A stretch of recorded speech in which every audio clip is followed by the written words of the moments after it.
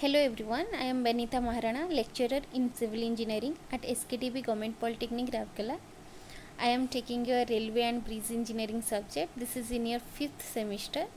So in this subject you will study two parts. Part 1 is the Railway Engineering and part 2 is the Bridge Engineering. So first we will study the part 1, that is Railway Engineering, and then after the completion of the Railway Engineering we will study about the Bridge Engineering. So let's start Railway Engineering. So in this lecture we will cover the introduction part of the Railway Engineering. So railway engineering is the branch of civil engineering which deals with design, construction and maintenance of the railway tracks for safe and efficient movement of trains.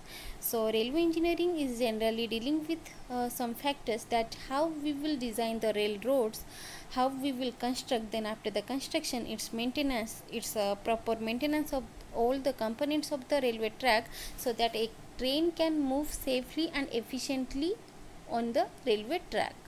Okay, so these three things, that is design, construction and maintenance, these three things are the key factors of the railway engineering. Then next we will discuss about the advantages of railways. So the first point is political advantages. Okay, so as we know, there are different modes of transportation like airway, waterway, roadway, railway.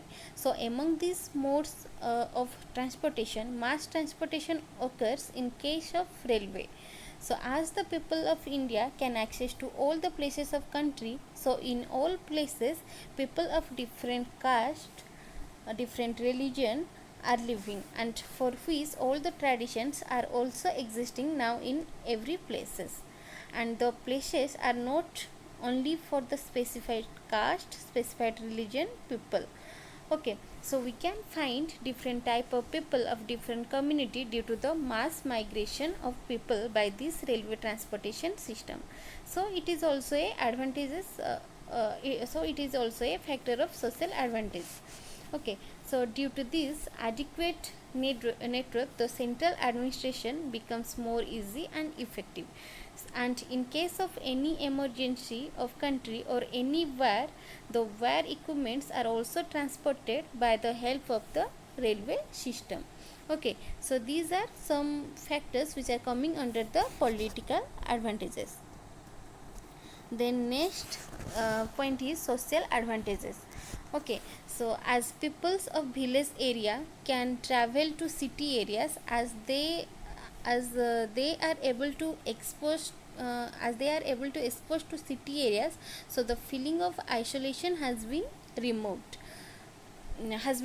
from the village people, and as all the peoples can access to all the places, so they are able to explore the importance of each place, to know the peoples of that places, the culture, the tradition of that places, and also by traveling to different religious places we feel the importance of that religious places. Okay, and one more thing is, by traveling together into the compartment without any restriction of caste, the feeling of caste difference has also disappeared considerably. So these are some factors which are coming under social advantages. The next advantage is economic advantages. Okay,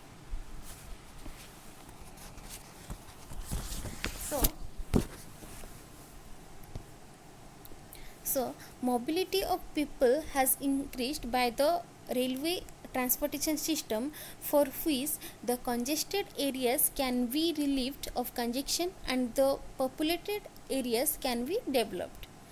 Then the next advantage is the mobility of labor has contributed to industrial development, and during the feminist,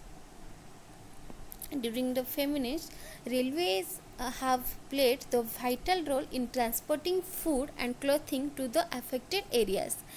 Then next advantage is growth of industries has been promoted due to the transportation of raw materials through railways. Then next most important advantage is railways provide employment to millions of people and thus help in solving the unemployment problems of the country. Then for also the trade developed due to the railways, thereby has increased the earnings and standard of livings of the Indian peoples.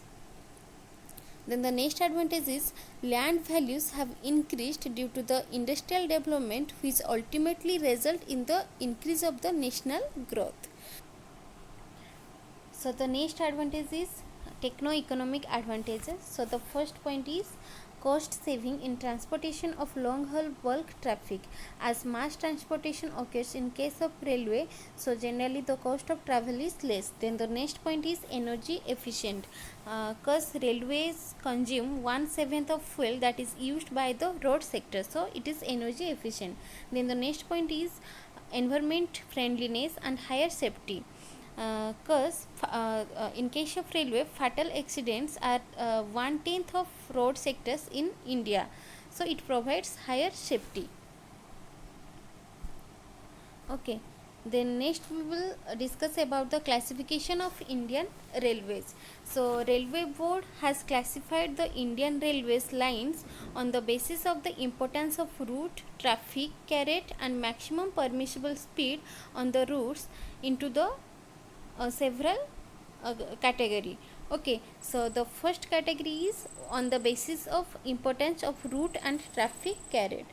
Okay, so on the basis of importance of route and traffic carried, there are three main categories, that is trunk route, then the second one is main line, and the third one is so trunk route holds 6 routes of broad gauge and 3 routes of meter gauge. So about gauge we will discuss in the next lecture in detail. So generally gauge is the distance of inner faces of the rail. So there are broad gauge, meter gauge and narrow gauge that are available in India. Okay, so on broad gauge there are some routes which are coming under trunk route. So the first route is Delhi Mughal Sarai Howrah route, then Delhi Kota Mumbai route, then Delhi Jhansi Nagpur Chennai route, then Howrah Bagpur Mumbai route, then Mumbai Guntakul Chennai route, then Howrah Vijayawada Chennai route. Okay, and on meter gauge there are 3 routes. So the first one is Lucknow Gorakhpur Guwahati route, second one is Delhi Jaipur Ahmedabad route, then third one is Chennai Madurai Trivandrum route. Okay, so these are some routes which have the maximum traffic carrying capacity as compared to the branch line and the main line. Okay, so these routes are coming under the trunk route. Then the next one is main lines. So for the broad gauge, if the routes of the broad gauge have the traffic carrying capacity of 10 gross million 10 gross million ton or more than 10 gross million ton, then that is coming under the main line. And if the routes of the meter gauge have the traffic carrying capacity of 2.5 gross million ton, then that is also coming under the main line. And in case of main line, the maximum permissible speed of the train is 100 km per hour for the broad gauge, and for the meter gauge the permissible speed is 80 km per hour. Okay, then the next one is branch line. So in case of branch line, if the routes of the broad gauge have the traffic carrying capacity of less than 10 gross million ton, and the routes of meter gauge that have traffic carrying capacity of less than 2.5 gross million ton, then that routes are coming under branch line.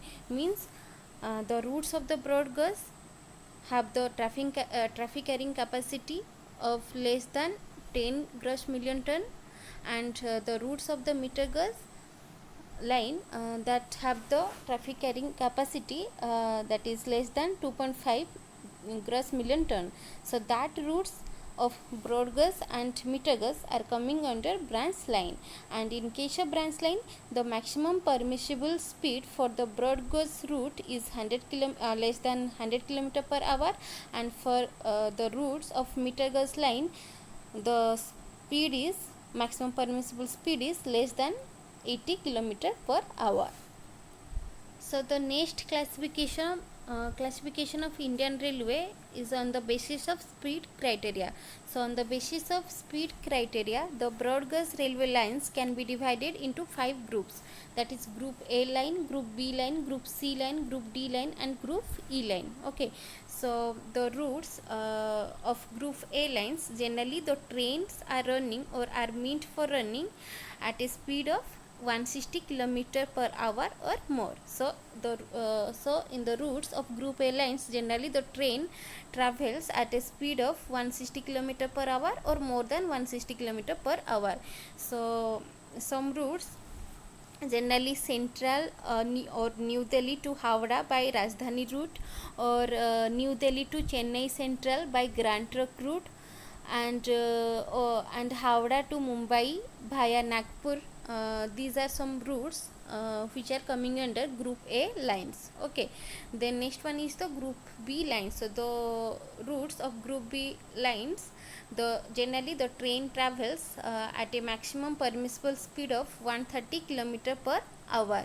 So some examples are Allahabad to Bhushabal, Kalyan to Chennai, then Kharagpur to Vijayawada.